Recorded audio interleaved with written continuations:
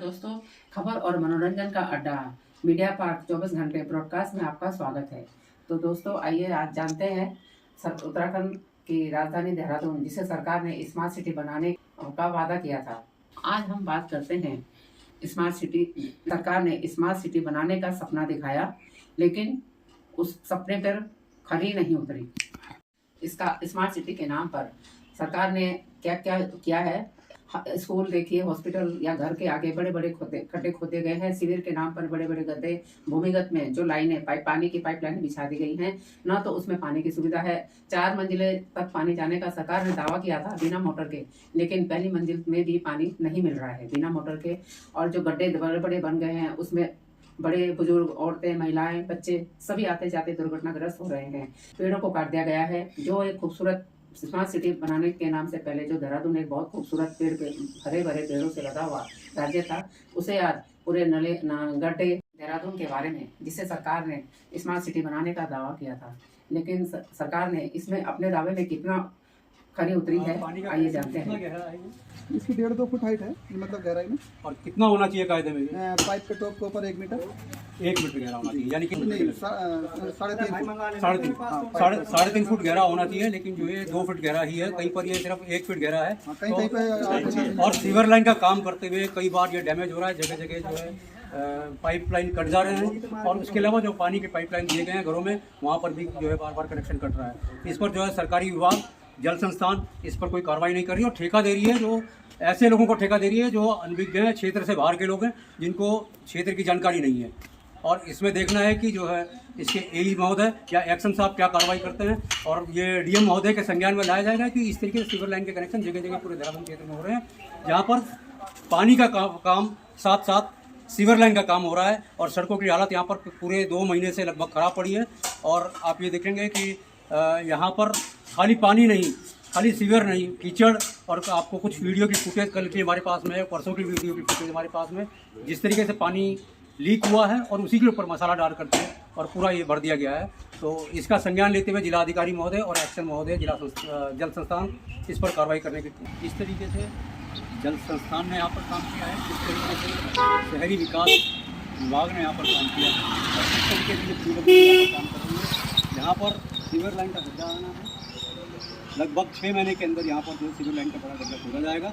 लेकिन यहाँ पर अभी ये दिखाया जाएगा, ये बजट को जो है ठिकाने लगाने का प्रयास किया जा रहा है सरकार की तरफ से, PWD विभाग की तरफ से।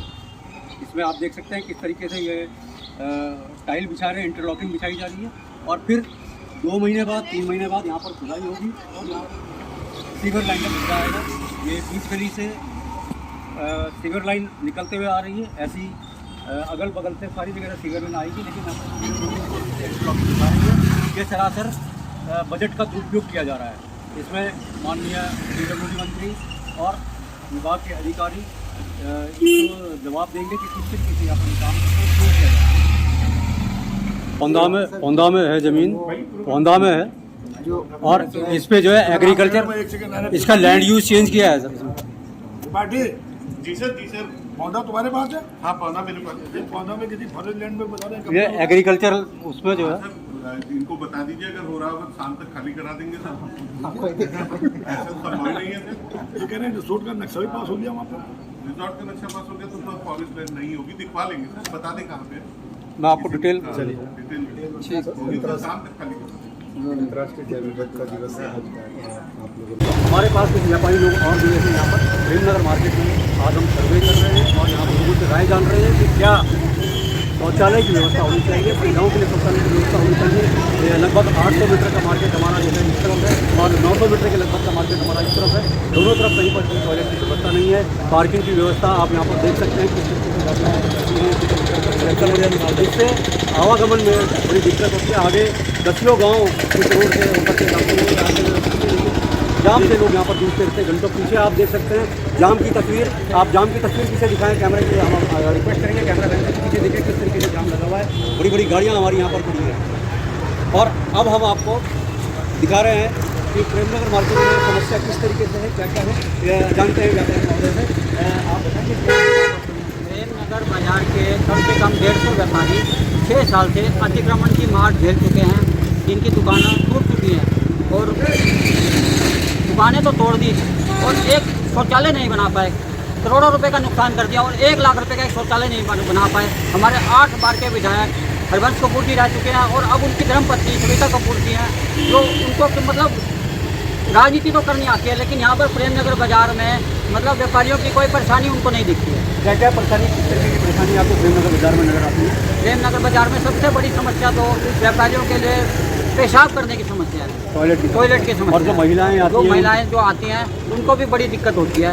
कम से कम प्रेमनगर बाजार में 2 शौचालय तो बहुत जरूरी चाहिए जी। तो इसी मॉडल पे ट्रैफिक लाइट्स को भी हम अब विचार कर रहे हैं, उसका RFP तैयार हो रहा है। ट्रैफिक लाइट्स भी हमारी विदाउट एनी कॉस्ट इंस्टॉल होने की उम्मीद है और इन रिटर्न जो फर्म है उसको नियम अनुसार पब्लिसिटी राइट्स प्रदत्त कर दिए जाएंगे, तो जिससे हमारे we will meet both hands.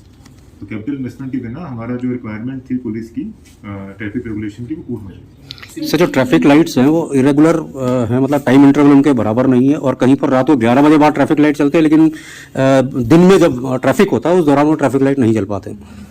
इसीलिए जो हमारी सड़क सुरक्षा समिति की मीटिंग हुई थी उसमें ये बात आई थी कि हमारे जितने भी सेंसर्स हैं, CCTV कैमराज हैं या स्पीड कैमराज हैं या ट्रैफिक लाइट्स का कंट्रोल है, वो कुछ MDDA ने रिस्पना पुल हो चाहे बिंदाल पुल हो, उस पर सौंदर्यकरण के नाम पर दोनों तरफ जाल लगाकर उसको उसके पीछे की गंदगी को ढक दिया गया है।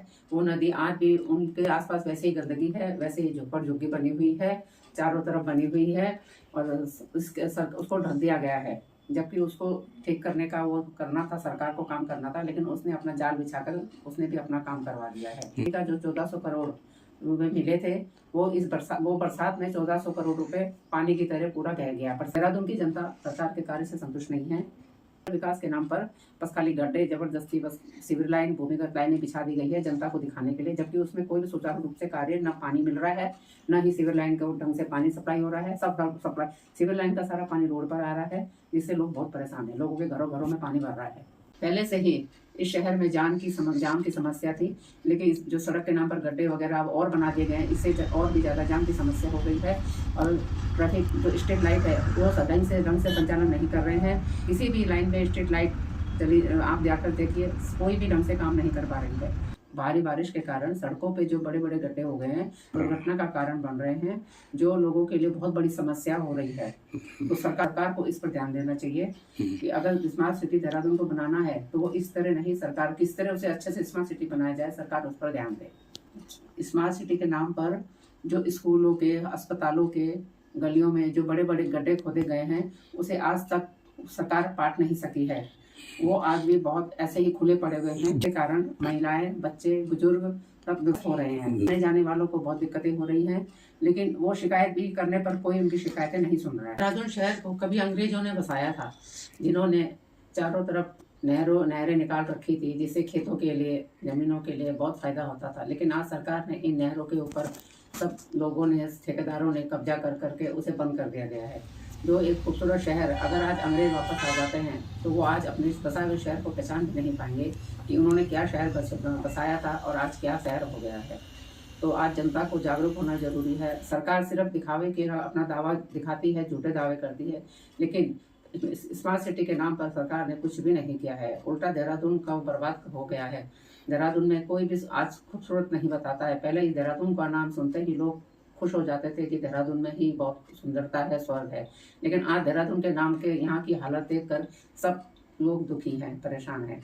बड़ी बड़ी नदियाँ थी, जिसे सरकार ने कब्जा करके बहुत छोटा बना दिया है। अब ऐसे आज जो आपदा आ रही है उसका कारण ही पेड़ काटना, नदी नालों के किनारे कब्जों को करना, यही सब वजह है। लेकिन लोग बहुत परेशान हैं। कई लोग, सरकार जो है घरों में जाकर डेंगू को नापने, देखने का, परीक्षण करने का दावा करती है, लेकिन जो गड्ढे और नाले खुद सीवर लाइन, पाइपलाइन बिछाने के उसमें किए गए हैं, उनमें जो पानी भरा है उसमें कौन देखेगा? उसमें भी तो डेंगू है ना। लेकिन सरकार अपने कार्यों को छुपाकर बड़े बड़े दावे कर कुछ भी नहीं कर पा रही है।